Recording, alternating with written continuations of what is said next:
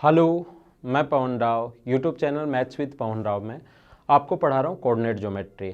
और coordinate geometry आप लोगों को मैं बीच में ट्रिग्नोमेट्री रोक कर पढ़ा रहा हूँ, क्योंकि 15 दिन का मैं ऑफ ले रहा हूँ सभी क्लासेज से, और इसलिए आपको मुझे लगा कि ट्रिग्नोमेट्री में आकर वापस करवा दूँगा आपको। और कोऑर्डिनेट जो ज्योमेट्री है वो एक बार थोड़ा सा मैं 10-10 मिनट के वीडियोस बना रहा हूँ, ताकि आपको सही तरीके से समझ में भी आए और टाइम टू टाइम वीडियोस मिलते रहें। और जब तक मैं वापस आऊँ, एक लेसन कंप्लीट तो नहीं होगा, लेकिन काफ़ी सारी चीज़ें समझ में आ जाएंगी और आके फिर मैं आपको कंप्लीट करवा दूँगा ये। तो आप लोग कमेंट पक्का करना इस वीडियो पर, कमेंट 100% करना है, लाइक भी करना है। लाइक करो या डिसलाइक करो, एक काम तो क्या करो वीडियो को, है ना। तो शुरुआत करते हैं आज की क्लास में general equation of A line. Hello, मैं Pawan Rao Unacademy learning app पर भी एजुकेटर हूँ। आप लोग अनअकैडमी लर्निंग ऐप डाउनलोड करके वहाँ से मुझे फॉलो कर सकते हो। वहाँ पर कुछ मैंने अर्थमेटिक के टॉपिक्स डाले हैं जो आप लोग वहाँ से पढ़ सकते हैं। Okay, thank you. कोई भी अगर हम लोगों को पॉइंट बनाना है, कोई भी लाइन अगर ड्रॉ करनी है, समझना, आप लोग समझने की कोशिश करना। और ऐसा होता क्यों है ये आपको समझ में आएगा अगले वीडियो में। ऐसा क्यों होता है ये आप लोगों को समझ में आएगा कौन से वीडियो में, अगले में। इसमें मैं सिर्फ और सिर्फ आपको छोटे छोटे पॉइंट्स समझाने की कोशिश करूंगा, एकदम छोटे छोटे पॉइंट्स, लाइन की general equation of A line, और उस पर कैसे कैसे एसएससी या एसएससी में आता है, सीडीएस में भी आता है, कैसे कैसे क्वेश्चंस बना सकता है, वो भी मैं चीज़ें आप लोगों को बताने वाला हूँ। तो देखिए, यहाँ पर कोई भी एक पॉइंट से पास होने वाली कितनी भी लाइन हो सकती है। कोई भी लाइन अगर फिक्स करना है, एक पॉइंट से कितनी भी लाइन पास हो सकती हैं। अगर 2 पॉइंट अगर हो तो 2 पॉइंट से ये लाइन फिर फिक्स हो गई। 2 पॉइंट अगर हो तो इससे पास होने वाली लाइन फिर सिर्फ और सिर्फ एक ही लाइन हो सकती है। ऐसे नहीं हो सकती कि 2 पॉइंट से पास होने वाली इनफाइनाइट लाइन हो। सिर्फ और सिर्फ 2 पॉइंट से पास होने वाली सिर्फ एक ही लाइन हो सकती है। और 2 लाइन अगर हैं, लाइन कितनी है, 2। अब अगर 2 लाइन है, वो जहां पर एक दूसरे को इंटरसेक्ट करें वही उन दोनों का सॉल्यूशन माना जाता है। 2 लाइन जहां पर एक दूसरे को इंटरसेक्ट करें, 2 रेखाएं अगर एक दूसरे को, और ये जो जितनी भी चीज़ें मैं पढ़ा रहा हूं, क्योंकि मैंने स्लोप अभी तक आप लोगों को पढ़ाया नहीं है, नेक्स्ट वीडियो में मैं आप लोगों को स्लोप के बारे में मैं बताऊंगा, तब आपको समझ में आएगा कि ऐसी चीज़ें होती क्यों हैं। लेकिन एक बार आज की क्लास में इसको याद कर लो, अगली क्लास में जैसे मैं स्लोप के बारे में आप लोगों को पढ़ाऊंगा, उस टाइम अपने आप समझ जाओगे कि ऐसा होता क्यों है। तो देखिए, जहां पर दोनों लाइन एक दूसरे को इंटरसेक्ट करती हैं, वही उन दोनों लाइनों का सॉल्यूशन माना जाता है, वही उन दोनों लाइनों का हल माना जाता है। जैसा मैंने पहली क्लास में आप लोगों को बताया था, फर्स्ट क्लास में जैसा मैंने बताया था आपको कि अपने पास ये जो अलजेब्रा और ज्योमेट्री को हम लोग मिक्स करने की कोशिश करते हैं, इसीलिए कोऑर्डिनेट ज्योमेट्री की शुरुआत हुई। तो उसी से मैं आप लोगों को पढ़ाता हूँ। किसी भी लाइन की जनरल जो इक्वेशन होगी वो होगी ax + by + c = 0। ये किसी भी लाइन की जनरल इक्वेशन है, क्योंकि कोई भी लाइन अगर ड्रॉ करनी है तो उसके लिए हमें 2 पॉइंट्स चाहिए। एक बात ध्यान रखना, कोई भी लाइन अगर हमें ड्रॉ करनी है तो उसके लिए हमेशा और हमेशा हमें कितने पॉइंट चाहिए, 2 पॉइंट चाहिए। अगर 2 पॉइंट अपने पास चाहिए तो ध्यान रखना आप लोग, यहाँ पर जैसे लाइन की इक्वेशन है 3x + 4y - 12 = 0। लाइन की जो इक्वेशन है वो 3x + 4y - 12 = 0। कोई भी लाइन की अगर इक्वेशन है ये एक, तो ध्यान रखना लाइन ड्रॉ करने के लिए कितने पॉइंट चाहिए, हमें 2 पॉइंट चाहिए। लाइन ड्रॉ करने के लिए हमेशा और हमेशा हम लोगों को 2 पॉइंट्स चाहिए, ये बात आप लोग ध्यान रखना। और मैं आपको पूरा बेसिक पढ़ा रहा हूँ। अगर ये चीज़ें देखो, लाइन ड्रॉ मैं डायरेक्ट भी कर सकता हूँ, 12 को नीचे ले आओ 4 3 और ये लाइन ड्रॉ कर दिया, ऐसे डायरेक्ट भी हम लोग कर सकते हैं और आप भी डायरेक्ट करोगे। लेकिन उससे पहले चीज़ें आपको समझ में आनी जरूरी होनी चाहिए। ये जो अभी मैंने ये नहीं पढ़ा है, लाइन की इक्वेशन 3x + 4y = 12, तो 12 को नीचे ले आएंगे, 3x/12 + 4y/12 = 1। तो x/4 + y/2 y/3 = 1। तो x को काटेगा 4 पर, y को काटेगा 3 पर, और ये लाइन ऐसे यहाँ से पास होगी।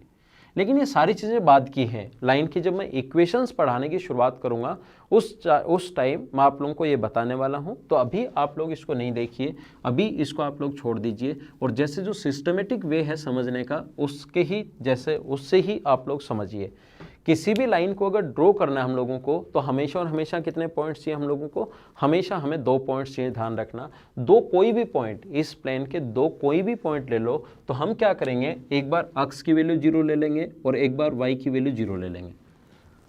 अच्छे से समझना, x की वैल्यू 0 ले ली तो y का मान होगा 3 और y के मान 0 ले लिया तो x की वैल्यू होगी 4। तो अगर हमें ड्रॉ करना है, ये लाइन अगर ड्रॉ करनी है, अगर ये दोनों लाइन, ये लाइन ड्रॉ करनी है तो पॉइंट होगा 0,4, x की वैल्यू 0, y का मान 3, 0,3 यहाँ पर, और y का मान जो होगा वो 4 होगा और x का मान 4 होगा और y की वैल्यू 0। तो ये लाइन हम लोगों ने 0,3 और 4,0 ऐसे ड्रॉ कर दी। कुछ लोगों को लगेगा सर आपने 0 ही क्यों लिया, मैं बोल रहा हूँ आपका जो मर्जी है वो 2 पॉइंट ले लो, जैसा आपका मन करे, और बाद में हम लोग इनको डायरेक्ट भी सीखेंगे, लेकिन पहले बेसिक तरीका सीखिए ताकि आपका सही दिमाग चलना शुरू हो।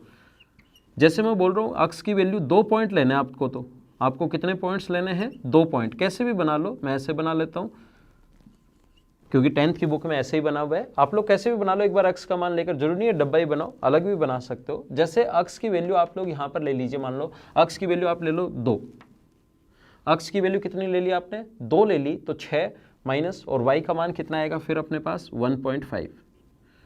इसकी वैल्यू अगर आप लोग 2 ले लोगे तो y का मान आ जाएगा 1.5। अब 2 बनाने में x का मान यहाँ पर 2 ड्रॉ करना पड़ेगा, क्योंकि 0 तो हमें पता है कि x का मान 0 y एक्सिस पर होता है, तो 3 यहाँ पर है, तो 2 अगर लेना है तो यहाँ से नीचे ले लेंगे, 4 अगर लेना है तो ऊपर ले लेंगे, 4,0, 3 लेना है तो इधर ले लेंगे, 5 लेना है तो आगे की तरफ ले लेंगे। लेकिन फिर ऐसे ड्रॉ करोगे 2,-1.5, तो फिर आपको ग्राफ बनाना पड़ेगा जिसमें आपको सारे के सारे पॉइंट 1, 2, 3, 4 सारे के सारे देखने पड़ेंगे।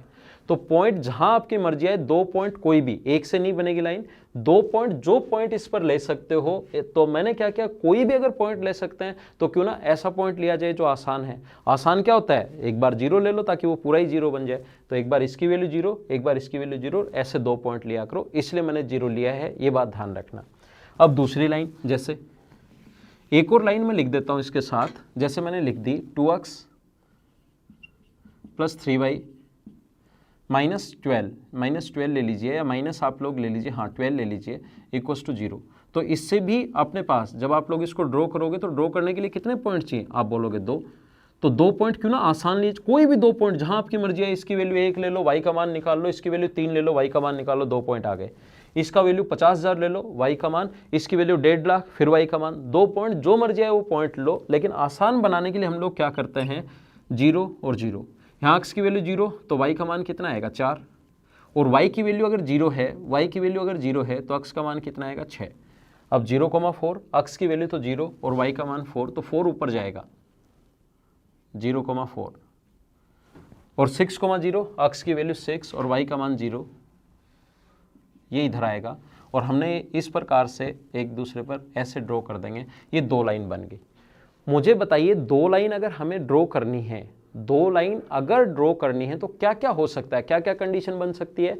कंडीशन क्या बन सकती है, पहली 2 लाइन या तो एक दूसरे को इंटरसेक्ट करें, या 2 लाइन एक दूसरे के पैरेलल हो सकती हैं, या 2 लाइन एक दूसरे के ऊपर नीचे हो सकती है। 3 ही तो कंडीशन बन सकती हैं, इसके अलावा चौथी कंडीशन बन सकती है क्या, बताओ। कुछ लोगों को लगेगा सर परपेंडिकुलर हो तो इंटरसेक्ट तो करेगी ना, और परपेंडिकुलर, पैरेलल, स्लोप में मैं आप लोगों को वो चीज़ें पढ़ाऊंगा। अभी आप लोग ये देखो, या तो इंटरसेक्ट करेंगी, या पैरेलल होंगी, या एक दूसरे के ऊपर नीचे होंगी। तो जैसे ही 2 लाइन की इक्वेशन आए, 2 लाइन की इक्वेशन अगर आपके पास आए, एक ये इक्वेशन आ गई, एक ये इक्वेशन आ गई, तो हर बार ऐसे ग्राफ बनाकर थोड़े ना देखोगे आप लोग। 2 लाइन अगर आई है आपके पास, पहली लाइन मान लो a1x plus b1y plus c1 equals to 0, a2x plus b2y plus c2 equals to 0। मान लीजिए ये 2 लाइन अगर आपके पास अलग अलग 2 लाइन की इक्वेशन अगर हैं, तो बार बार ये ऐसे ग्राफ बनाकर देखने के बजाय एक चीज आप लोग ध्यान रखना, ऐसे बार बार ये पॉइंट लेने के बजाय आप एग्जाम में क्या करना आप लोगों को, अगर कभी भी ध्यान देना, यदि कभी भी पहली कंडीशन अगर a1 upon a2 equals to b1 upon b2 नहीं है, अगर दोनों बराबर नहीं है, तो फिर तीसरा चेक करने की भी जरूरत नहीं है। ध्यान रखना है दोनों लाइन एक दूसरे को इंटरसेक्ट करेंगी, और 2 लाइन अगर इंटरसेक्ट करेंगी तो उनका सॉल्यूशन कितना होगा, एक जगह इंटरसेक्ट कर रही है और जहां इंटरसेक्ट कर रही है वो इसका हल माना जाता है, तो इनका हल होगा 1। क्या समझा रहा हूं मैं आपको, कभी भी अगर ये इस प्रकार से आ जाए तो ध्यान रखना इंटरसेक्ट करेंगी, आपको बार बार डायग्राम देखने की जरूरत नहीं है।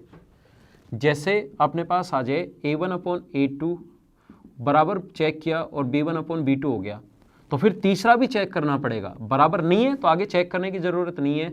c1/c2 अगर बराबर नहीं है तो ध्यान रखना दोनों लाइन एक दूसरे के पैरेलल होंगी, और दो लाइन अगर एक दूसरे के पैरेलल हैं, दो लाइन अगर एक दूसरे के पैरेलल हैं तो मुझे आप लोग ये बताइए क्या वो कहीं पर इंटरसेक्ट करेंगी? क्या आप बोलोगे पैरेलल है तो नहीं करेंगी, नहीं करेंगी तो आंसर कितना होगा, हल कितना होगा, सॉल्यूशन कितना होगा, 0।